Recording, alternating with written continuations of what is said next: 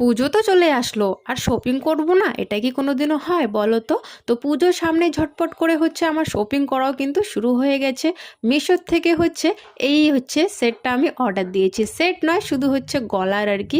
তো বেশ সুন্দর একটা গলার মালা আমি অর্ডার দিয়েছি, একদম সিম্পলের মধ্যে।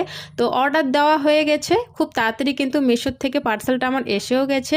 এই যে তোমাদের সাথে আমি শেয়ার করছি, এই যে মালাটা দেখো, মাঝখানে গোল্ডেনের আর কি কাজ করা আছে একটুখানি, আর সাইডে লাল পুঁতি দেওয়া আছে।